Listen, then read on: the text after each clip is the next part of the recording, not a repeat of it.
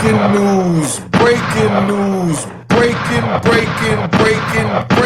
news. Check it out. R. Kelly allegedly overdosed in prison. His attorneys claim that prison staff is to blame. Sit back, watch this. We're going to get into what's really going on with R. Kelly because you know prison is my specialty after 26 and a half years serving in federal prison. So let's get this thing going. Now, R. Kelly was in the hole because the Aryan Brotherhood wrote the letter saying that there was a hit out on him by the BOP on R. Kelly. So now they lock R. Kelly up. I'm going to break down why they do that in a minute. But before we do that, let's get this party started. All right.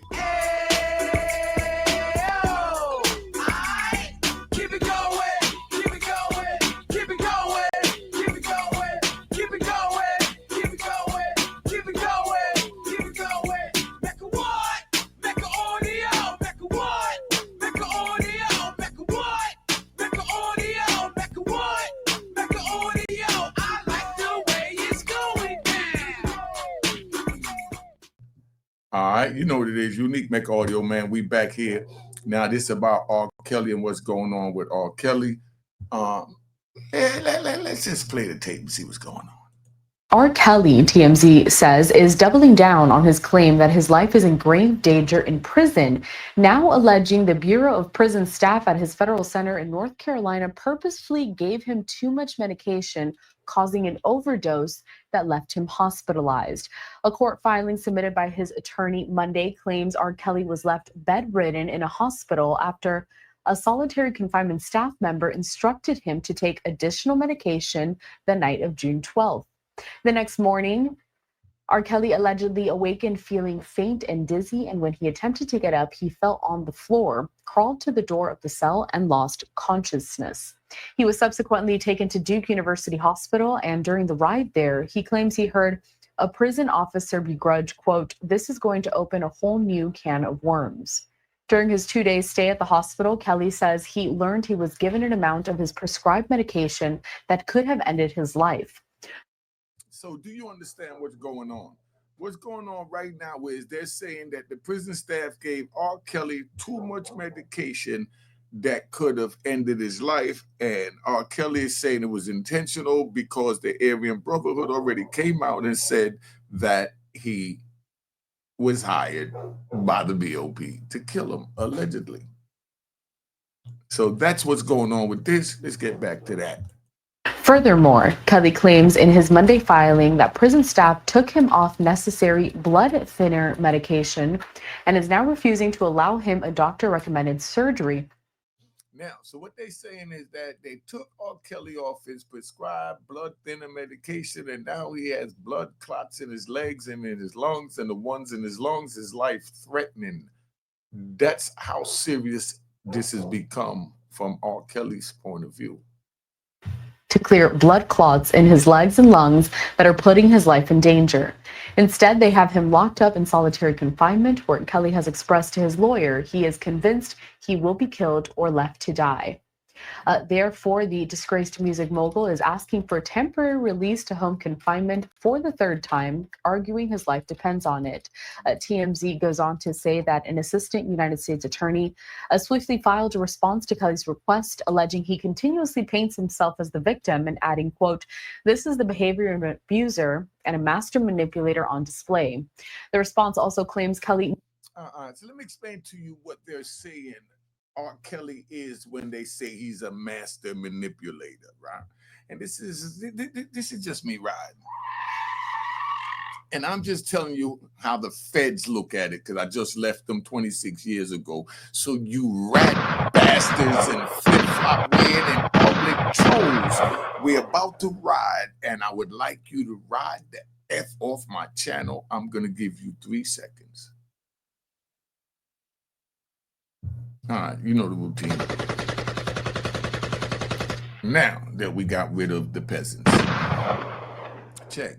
They're saying that R. Kelly's a master manipulator because they're saying that R. Kelly went and got this dude that was terminally ill, gave him money so that he would say that there was a hit put out on him by the Aryan Brotherhood.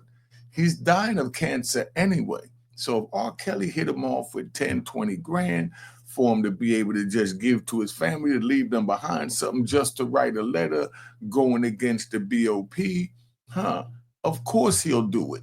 That's what the BOP is saying. See, I'll give you the other side of this because they're making you think that, R. Kelly's life is in this grave danger, as they should, but there's two sides to it. So now the government side, right, is that all this is a sham. He paid this dude to say that this was going to happen and they was going to unalive him, and we know that's a bunch of bullcrap. Now, they done got that straight. So that's one of the ways that they saying that he manipulated them. Now he's saying that he went there, he took too much medication. He might have saved some medication, let him add up. And instead of taking the one pill every 8 hours, he saved it up for 24 hours and took, all 3 pills that he was supposed to take every 8 hours in the 24 hours at one time. Now he has a reaction, and now he crawls to the floor like this vicious little baby in help and need. And as he crawls to the door, they look at him, they say, "Get up off the floor. We know you faking." And he say, "Nah, this gonna get me out of here, boy. This gonna get me out of your prison." You know what I mean? So now this is how they're viewing R. Kelly at this moment as far as being the master manipulator. Now, put it in the comments which one you believe it is. Do you believe they gave him too much medication that caused all of this that's going on? Let's keep it 100. All right.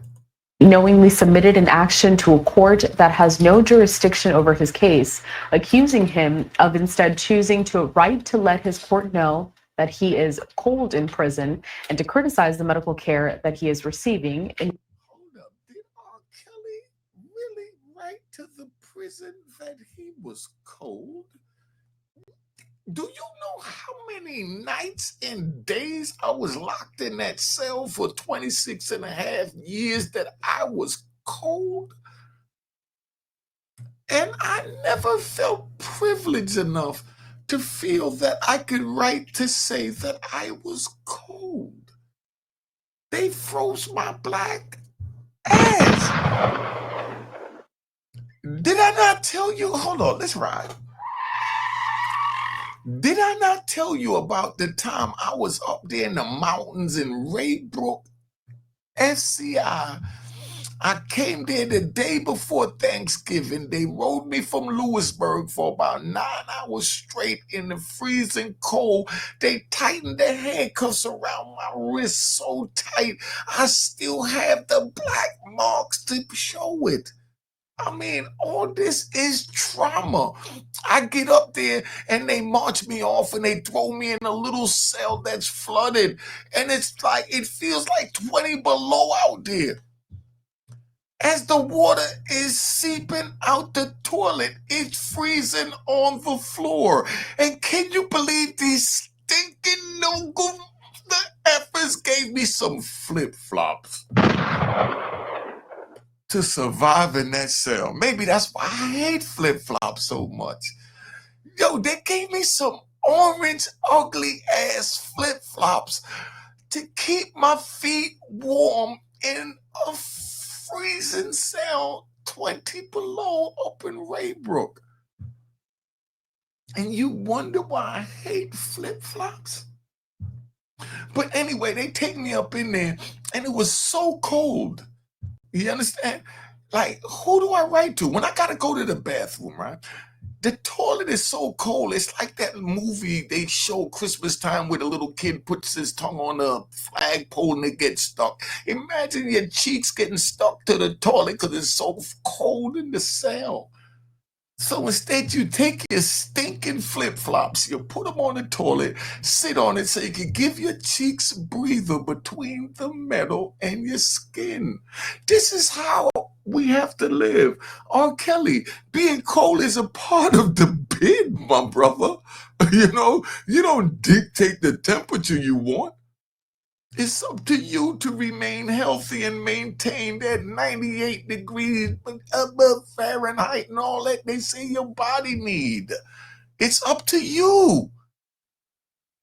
But anyway, I'm sitting on flip-flops on the toilet, and now my feet is sitting on a block of ice because the floor is cold and frozen.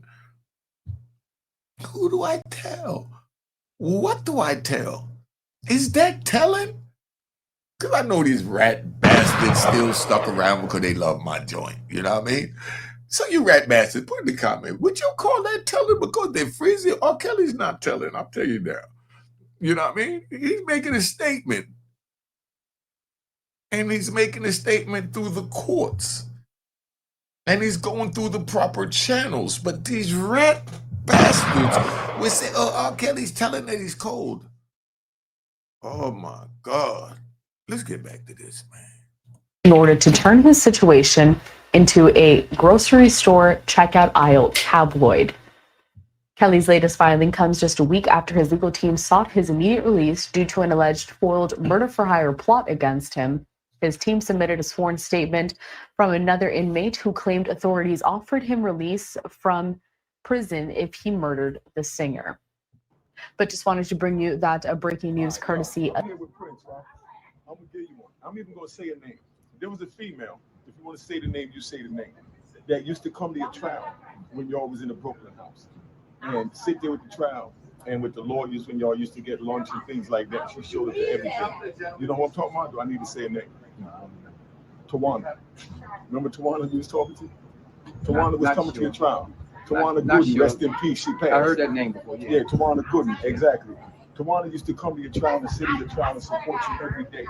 And at the time, I was talking to Tawana. Yeah, and I used to bring her every morning and give her some money to make sure y'all had something to eat when y'all had your lunchtime. Because your lawyers had to get the thing, and she was telling me, like, oh, I got to get some money, make sure, you know, everything good. You know, lawyer ain't trying to come out of his pocket. Yeah. But, you know, I did that. I ran into C in Lewisburg. Yeah. You know what I mean? That's my heart. Rest in peace. That's my brother. You know, no, listen, no. Preem would tell you, everybody would tell you. Big C, my heart. You understand? From Lewisburg, Allenwood, Lum Park. You know what I mean? That's my heart. You know what, man? It's big that you brought that lady there and supported her during that time and looked out, man. And the way you speak about my Kobe C, my heart, man. Thank you, man. Yo, my heart. I've been watching you, man. And, you know, I speak for us, man. Yeah, I know. I speak for us. I didn't make your party because my birthday was May 8th. Yeah. You know what I mean? Your party was May 9th. Right. My mother 90. Right. My mother sat there and waited for me for 26 years when I thought I was gonna bug out when things got crazy. She said, "Baby, I ain't raised you for this. That's right. Man up." Mommy had to tell me, man up. Right. You understand? And she said, I ain't going nowhere till you get here. Yeah. I've been home 5 years. She was 85 when I came home. She's 90, just celebrated her 90th birthday, April 5th. Wow. I celebrated my 61st. Yeah, my mother's 84, man. I know what that means. So you already know. So I stayed home with my mother and my grandkids. Because when I went to prison, you know what I mean? My daughter was 7. When I came home, she had a 7-year-old daughter. Yeah. Wow. I didn't even recognize my daughter. Yeah. You know what I mean? But I recognized my granddaughter in my daughter. You've been through the struggle you've been through, so you know how this thing go. And you know we gotta always stay home to our family that still love us, still lives, and even the good people that we lost along the way. So I really got mad respect for you to even bring up something like that, and the way you talking to me about how you supported, you supported with Tawana during that trial, bro. Yeah. So man, I look forward to meeting you again and speaking with you further. Now, family, this is you know how we do. We're doing our own thing, trying to get where we got to go. Then we're gonna come back and get the right way. We do it the right way. You know what it is? It's like the man reaching over a wall with his hand down, another one reaching with his hand up.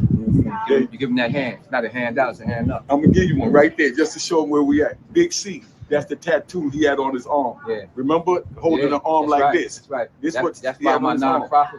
Look at it. Yeah, I got that picture on the back of one of my cars.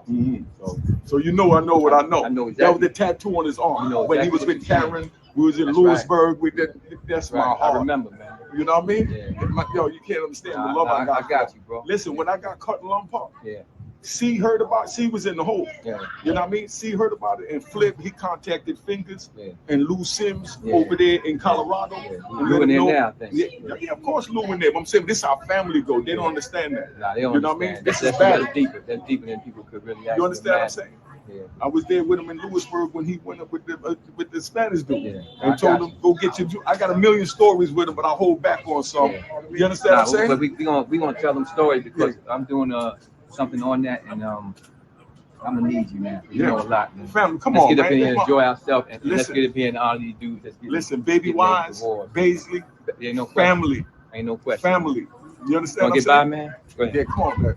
I just wanted to say that, man. Just, catch you for a moment. Nah, Because I got nobody you. ain't heard you speak. Nah, I So got they you. got to hear, Ain't no what the question. Godfather looked like. Actually, I learned more myself. I'm glad that I spoke to you. I'm glad I met you. So we ain't finished. Listen, man, we got Jimmy Fingers that was, and another dude, Guy Williams. They call him Picasso. That was C. All of us was with C like this, with intertwined like this. Every jail we went to, we was there for each other. I remember when C came to Lewisburg. You know what I mean? When Boy George was there. You understand what I'm saying? He ripped his shirt off when the joint. I know you got to go. I talk all day. Nah, you with good. stories You about. good. Oh, we good? You in there too? Yeah. You already know. Up in there because I came late as it was, and I know I didn't mean to be late. You know what I'm saying? And get up in there. But yo. All right, so I just wanted to show you that so that you could really understand what's going on right now. That's a man of honor that came out the right way. Are you cut to be a man of honor? If you feel you cut like that, I'm not promoting it, not telling you what to do, but I'm telling you they have a bed for you. I'm trying to prevent you from going in that bed. Look at what R. Kelly is going through to get out of jail. Look at the conditions he said he's living under. The man that I just showed you of honor, Mr. Gerald Prince Miller. And I want to give a shout out to Antonio White in Washington, D.C. That man's name should be said strictly amongst the elite. He stands on morals and principles, one of the best men that I've ever met. Those are men of honor. We all been through being in a cold cell. I was in Victorville right before I was released to the streets. On Wednesdays, we look forward to hamburgers. A hamburger was like a breakfast sausage that you get from the supermarket. Imagine a breakfast sausage and then a cold hamburger bun that's been in the fridge for a month. And then maybe 6 fries if you're lucky. Six loose cold fries and 2 frozen pickle and a frozen tomato. And that's your lunch every Wednesday. That's what that man of honor, and Antonio White and myself had to eat. We land on that compound. And the men on that compound, they won't stand up for the food, which I don't understand because prison changed. But they'll stand up for a chair that the government gave them that they left in the day room that someone sat in, and now he's violating them by sitting in his chair that the government gave him. And it's freezing in there. You're not complaining about it being cold. And then the police come by and they take the same chair and move it somewhere else to use it as a step ladder to do something, leave their boot print on it and leave the chair right where it's at, and that person would go get the chair from where the police left it. But if another inmate sit in that chair, that's death. Somebody tell me how you could want to enter into that world. That's what R. Kelly's living in right now. Let me run through this real quick about this R. Kelly situation. We're going to ride out. I'm gonna keep you up to speed because I got a little sidetracked, but you know I do what I do. R. Kelly allegedly overdosed in prison. Attorneys claim prison staff is to blame. R. Kelly previously filed a motion stating that there was a plot to murder him and that he wanted to be moved to home confinement. Some disturbing news involving R. Kelly is being reported this morning. According to the report, the singer allegedly overdosed in prison last week and was recently released from the hospital. R. Kelly's attorneys have filed an emergency motion seeking his release from federal custody, citing near fatal overdose while in solitary confinement. This report comes just a few days after R. Kelly and his lawyers filed a motion to have the singer released into home confinement. The singer believes he is the target of an alleged murder plot with white supremacist prison gangs in the center of it. According to All Hip Hop, the 58-year-old singer imprisoned in North Carolina allegedly collapsed in his cell after receiving what his lawyer called a dangerously high dose of medication. As per hip hop's reading, all hip hop reading of the court filing, R. Kelly was allegedly placed in solitary confinement on June 10th. Accordingly, he was allegedly given an increased dose of medication just 2 days later. As a result, the singer was feeling extremely ill. He was subsequently hospitalized, and now his lawyers are seeking out clearly. They believe some alleged foul play is involved. That means that with 2 days of the filing, within 2 days of the filing of this motion, the Bureau of Prisons officials administered an amount of medication that significantly increased a safe dose and caused Mr. Kelly to overdose, putting his life in jeopardy. Right? Kelly's lawyer, Brindley, explained they gave him an amount of medication that could have killed him. On June 13th, he reportedly fainted and was rushed to the Duke University Hospital, where doctors determined the dosage could have killed him. He remained under observation for 2 days before officials returned him to the prison. Brindley went on to allege that R. Kelly refused to eat due to fears of overdosing again, meaning they might put something in his food. Furthermore, doctors discovered blood clots in his leg and lungs. However, as Brindley alleges, prison staff would not let him get the treatment he needed. Instead, they allegedly forced him back to the prison. Within an hour, officers with guns came into his hospital room and removed R. Kelly, Brindley alleged.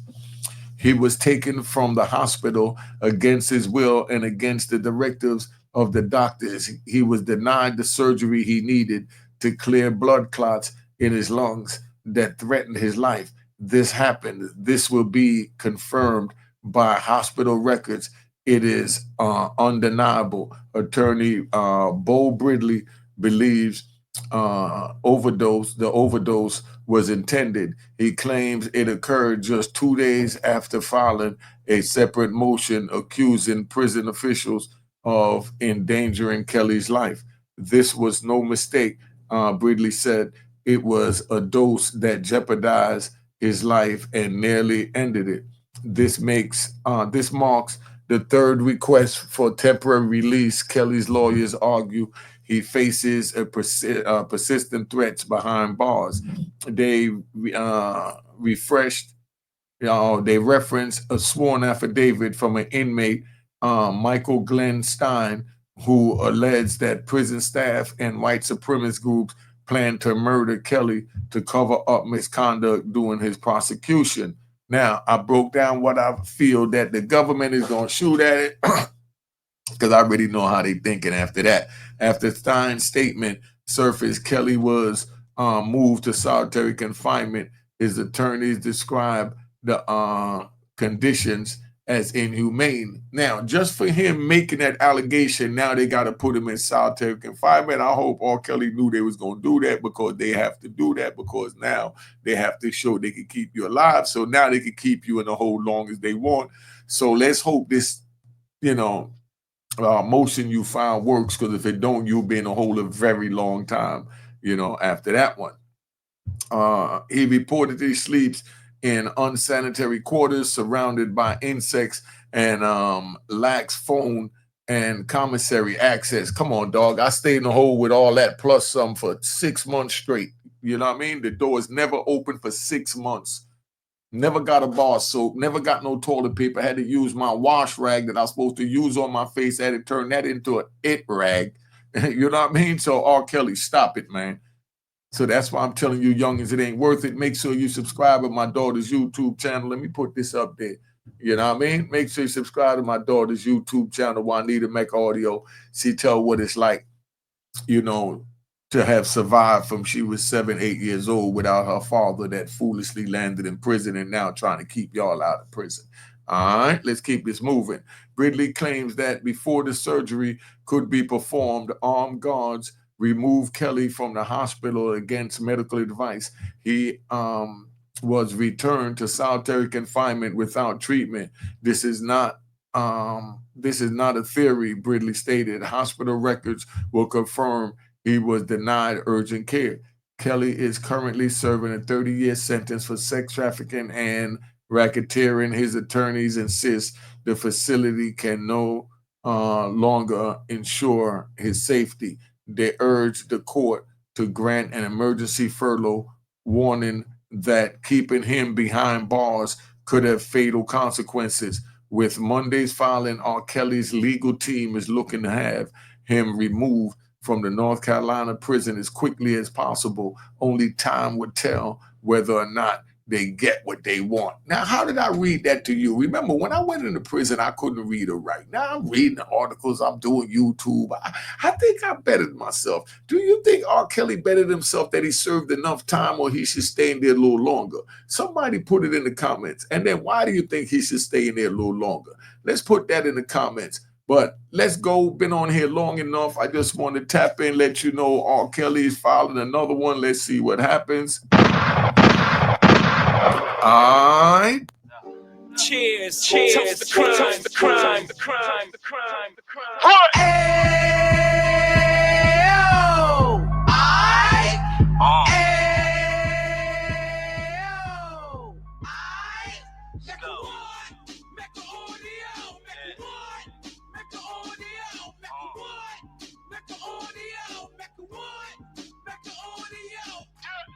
Fresh out the can of 26, he back on the strip, getting back in the mix. What he mentions a gift. You stand up 10 toes down, and I suggest you pay attention to this.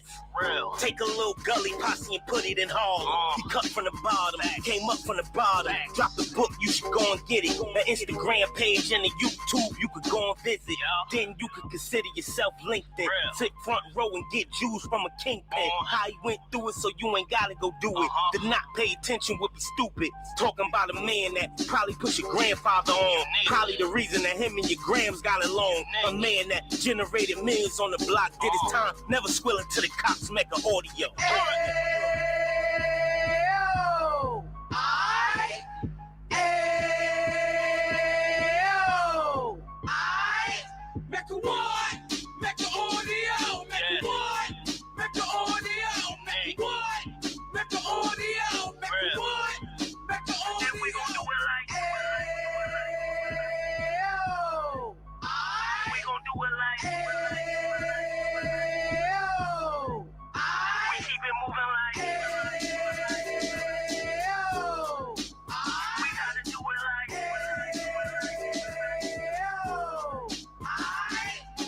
Get it live like 2 G's in the 90s.